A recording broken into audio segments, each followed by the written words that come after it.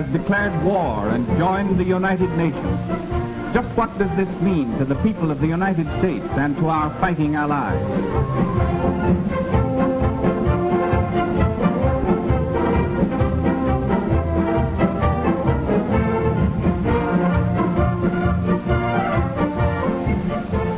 We have gained a powerful new friend in Brazil.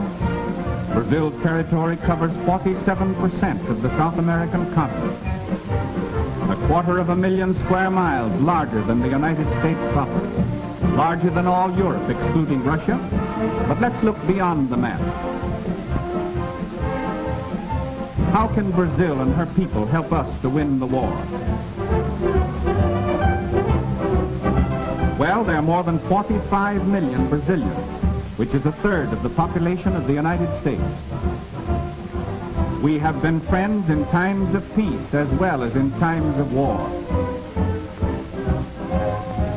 Once before, the people of Brazil proved their friendship for the people of the United States in a time of world crisis.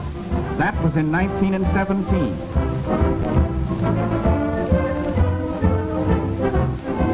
The two peoples have much in common. Like ourselves, the Brazilians are very cosmopolitan in character. They are a progressive people with a constitution that guarantees protection to all workers and modern social legislation.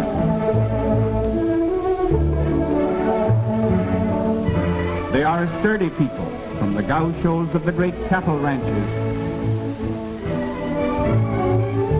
the workmen on the rich coffee and cotton plantations, and the orange groves of her rich valleys and plains to the city dwellers.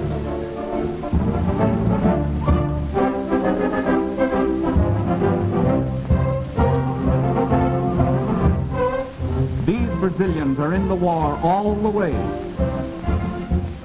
All males between the ages of 18 and 40 are now subject to military duty. An army of 3 million soldiers can be raised without affecting vital industrial activity. Brazil is a land of picturesque and beautiful cities. Its capital is famous throughout the world as a center of culture and the arts.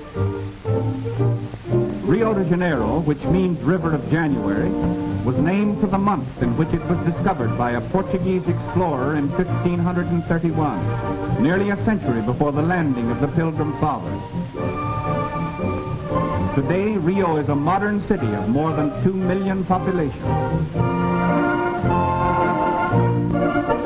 Its municipal theater is one of the finest opera houses in the world.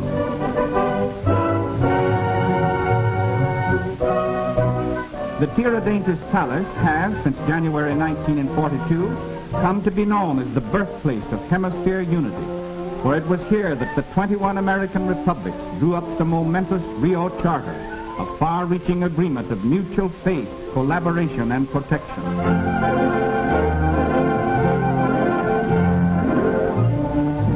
Brazil's merchant fleet is the second largest of the Western Hemisphere, surpassed only by our own. And despite torpedoings by Axis submarines when Brazil was still at peace, these ships will prove invaluable in transporting raw materials to the United States and convoying military equipment to distant theaters of war. Her navy is not large as compared to those of the United States and Great Britain, but it is modern, splendidly officered and manned, and eager for action against our common enemy. These fine ships and fighting men throw the balance of naval power that much further in favor of the United Nations. Already they have seen action against enemy raiders attacking our vitally important South Atlantic supply lines. We may confidently expect that the Brazilian Navy will live up to the high standards it set for itself in the First World War.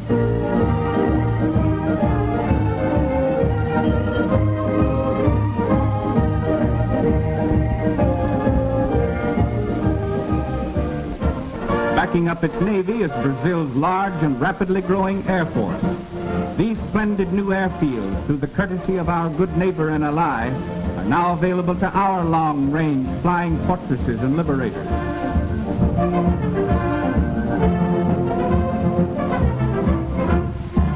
The efficiency of Brazilian fighting planes and the marksmanship of her pilots has already been admirably proven against marauding Axis submarines pursuing their campaign of terrorism off of her more than 4,000 miles of coastline. Getulio Vargas, Brazil's progressive president, has long been an ardent advocate of inter-American solidarity, military preparedness, and hemispheric collaboration. Under his guidance, the Brazilian army has been rapidly increased, equipped, and trained in all the phases of modern warfare. Brazil's total mobilization and training is already well underway toward that 3 million mark. And by the uncompromising public declaration of its president, this army, as our fighting ally, stands ready to make any sacrifice which our collective security may require.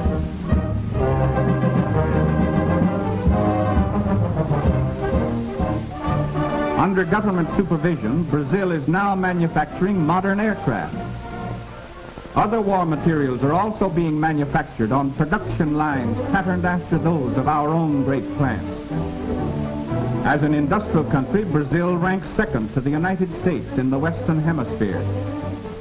And Brazil's fabulous resources and a great variety of important raw materials make her doubly valuable as an ally.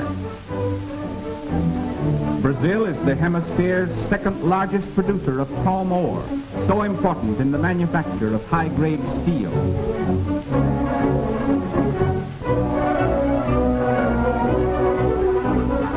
These war factories in the United States use large quantities of Brazilian manganese, highest-grade iron ore, zinc, nickel, and other minerals essential to the manufacture of tanks, machine guns, warships, and other necessities of modern warfare. We need these raw materials to keep our war production plants going all out for victory. Brazil produces a large quantity of bauxite, from which the aluminum used so extensively in our combat planes is made. Brazil is the world's only source of high-grade crystal in substantial quantities, so essential in the manufacture of the electrical, optical, and precision instruments which have such a vital place in modern warfare.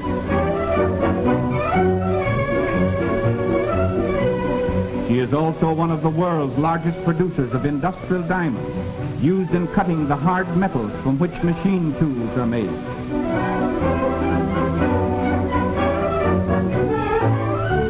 She can produce enough of the basic material for making explosives to supply the entire world.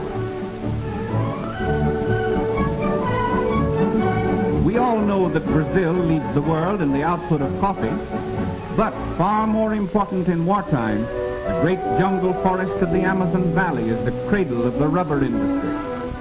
In 1903, this area supplied more than 3/5 of the entire world's consumption of rubber. The seeds of rubber trees such as these, smuggled out of the Amazon country, shifted the rubber production of the world to the Far East. But that supply of this tragically important product is now among the spoils of war in the hands of the Japanese. However, 1.5 million square miles of wild rubber trees in the friendly Brazilian Amazon basin is again being tapped to supply the needs of the United Nations.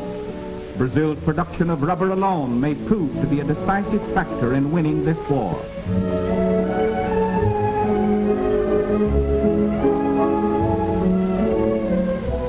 Yes, Brazil brings much to the Allied cause. Not only the weight of her resources and manpower, but the militant spirit of her people and the reaffirmation of her friendship for the people of the United States, a friendship which we welcome with gratitude and which shall never be forgotten.